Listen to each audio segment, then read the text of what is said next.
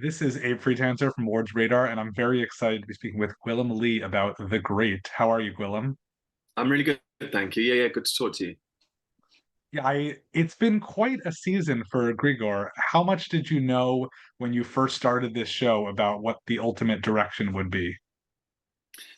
Not a huge amount. I mean, it's Tony's style really is that we'll get together before the season starts and you kind of have a chat, go into his office and have a brief chat about what he has in mind, and there's the whiteboard behind him with a few post-it notes, and he's so laid back. He's like, yeah, I think this is going to happen, and I think this is going to happen, and then we'll see how it goes. But this is the beauty of his process, is that it's kind of like he feels it as it's going along. He's kind of feeling what's working, what's not, and what's clicking, and the chemistry between different characters that he might want to develop or kind of explore a little bit more. But obviously, there's a big event in this season that we were all made aware of, and yeah, obviously that's going to be the kind of the turning point of the whole thing, really. So yeah, it was always going to Let's be a go huge all in moment. and assume anybody watching that now has seen everything. So that Yeah, was okay. it was sort of, I mean, it was very brave in a lot of ways, I think, for a show to do that just like in the middle of an episode, in the middle of a season. Mm. And I know I felt that it couldn't really be real, that there had to be something more. We didn't see him actually under the, like, we saw him for a second, but how did it feel to actually film that moment? And did you know how finite it really was? You're like me, you don't want it to be real. That's it. um, yeah, I mean, we knew. Obviously, history dictates that Peter dies at some point. We knew it was on the cards and it was going to happen. And I know that Nick had been having that conversation for a little while and felt that it was time for him to move on and do different things. So that was always going to be the case at the beginning of the season. And the debate then was like when to put it in the show, and I'm so glad that they put it in the middle of the season, because you know it allows you to kind of see the world unravel, how everyone reacts to this kind of huge kind of pivotal moment, and no more so in some ways than Grigor. Like he's dedicated his life to Peter, and kind of lives for him. And so when he's taken away from him, it's the kind of his world falls apart. So as an actor, you're kind of thrilled to have the opportunity to play those kinds of arcs, those kinds of stories, and yeah, it was great actually. Um, Devastating and sad and unexpected.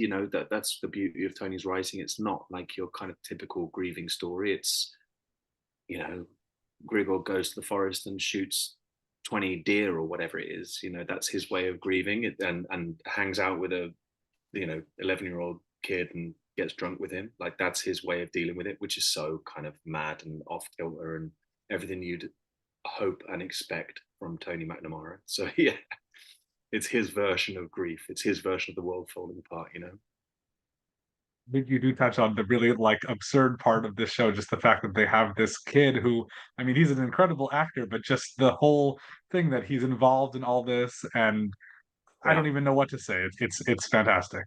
But again, this says something about Tony's approach to the work, is that his name's Henry Meredith. He's a brilliant little actor. He's just a scene stealer. He's brilliant. And we had the read through for episode 3, I think it is, where Grigor and Maxim duel. And initially, we kind of like sat in a rehearsal room doing a table read, and initially Grigor is supposed to kill him, and that's supposed to be the end of Maxim, because I think Tony had just thought, this is a kid, like he's served a comic purpose with the kind of Mario Grigor Maxim thing, but it's time for him to go.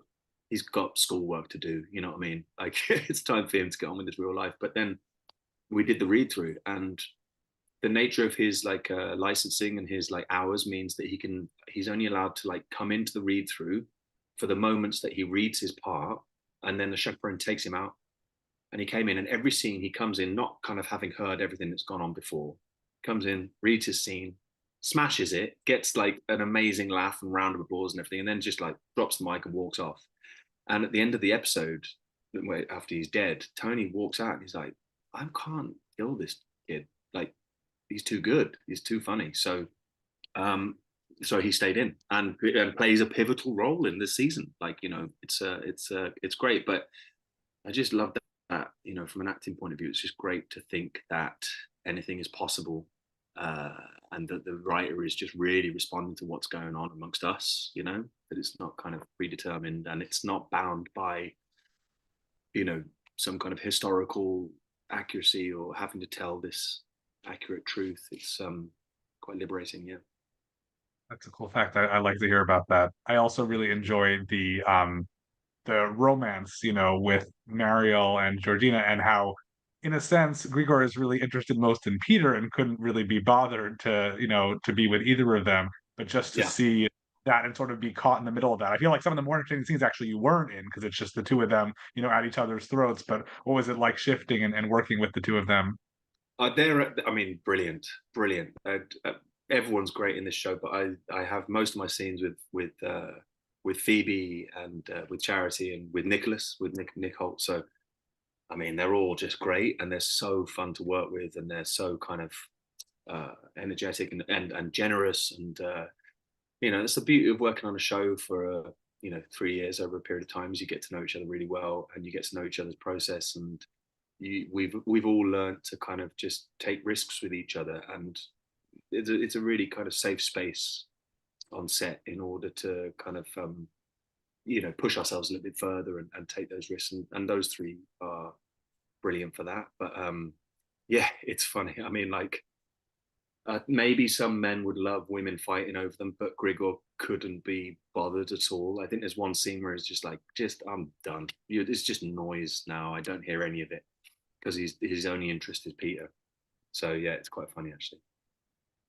And I did enjoy the chance for you to get to share some scenes with Elle, after the initial fury of, Catherine not acknowledging what had happened, the fact that I don't think she sees him as a threat, and most of the people in her life and in her court she knows could work against her, but she understands that they have the same complicated feelings about Peter, especially with the history with Georgina and everything. So that was Yeah, just very interesting to work with her like that. yeah. I mean, again, that's what's so brilliant about putting that kind of pivotal moment in the middle of the season, is that you get to explore those kind of those those moments. And yeah, I have never had a huge amount to do with, or Grigor's never had a huge amount to do with Catherine in the season to this point, but now they're kind of inextricably bound by the love for this man. And having been in a position of plotting against her at times, now Grigor is I think he's there to protect her. He's there to kind of like look out for her and their child as well. I love that side of it. I love that that's where it's gone. Yeah. Yeah, yeah. I did like seeing him as a father figure, and just how he's actually reminiscent of Peter, I think, who, in those moments he's just, oh, Paul, let's, hang out, let's do something together, even if what Yeah. he's doing is, you know, putting him near the bear and other things that are terribly dangerous and irresponsible. You learn by your mistakes. Grigor's never been a parent before, so he doesn't know not to leave babies next to bears. You don't know until you put your kid in that situation, do you? I like that. So right now, season 3 has aired already. We have no word on a season 4. Things ended in a way that it could be the end. I really hope it's not. Mm. What do you think you would see for Grigor in a hypothetical season 4?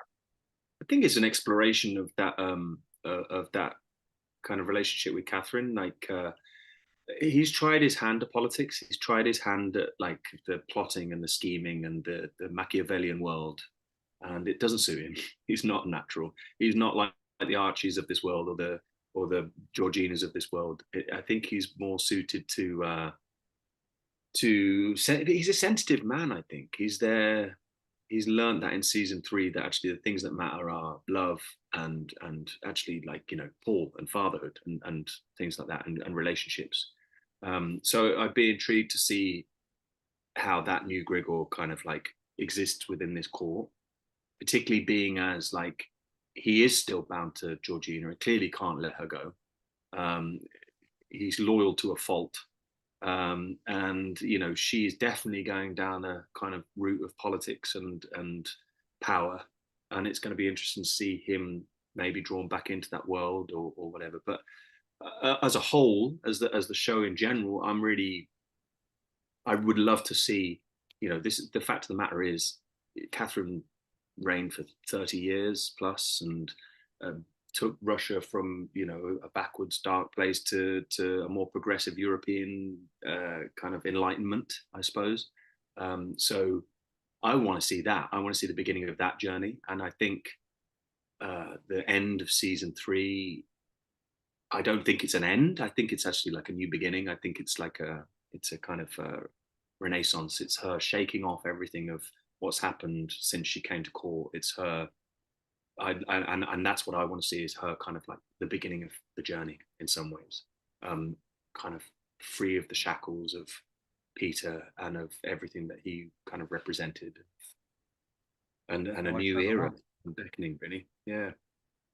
And you've already mentioned how you have limited co-stars. Who would Grigor get to interact with in season 4 that you've always wanted him to?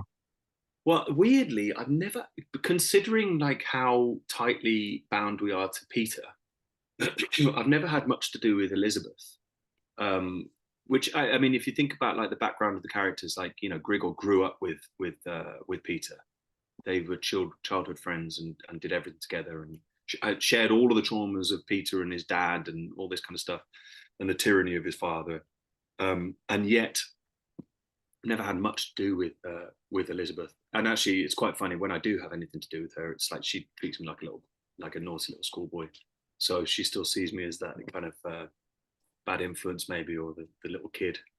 So I'd love to have scenes with her, and I'd always love. I've only had brief moments with Doug as Velementov, and with Adam as Archie, and I just think they're great, and everything they do is hilarious and brilliant. So I'd love to have more to do with them. But yeah, I mean, I think Tony said that to me when we were doing season 2. At the bit we had that kind of chat in the office at the beginning of season 2 about where he kind of sees the show going for my character, and he said, "Oh yeah, you're gonna have a relationship with Mariel." And until that point in season 1, me and Mariel had walked in opposite directions down the corridor once, and that's the only interaction we'd had in the whole thing. And then all of a sudden, you find out they've got this whole history. They had a relationship when they were kids and lost their virginity to each other, and they end up having this kind of affair. And I think Tony had said like he's quite interested in just putting unlikely people together and just like spinning it off and just seeing what happens. So who knows? Who knows? Well, I hope we get good news soon. Thank you, Gwilym, for taking a few minutes with me and for imagining this really incredible season 4 that I would love to see. Yeah, yeah, cool. Thanks very much. Nice talking to you.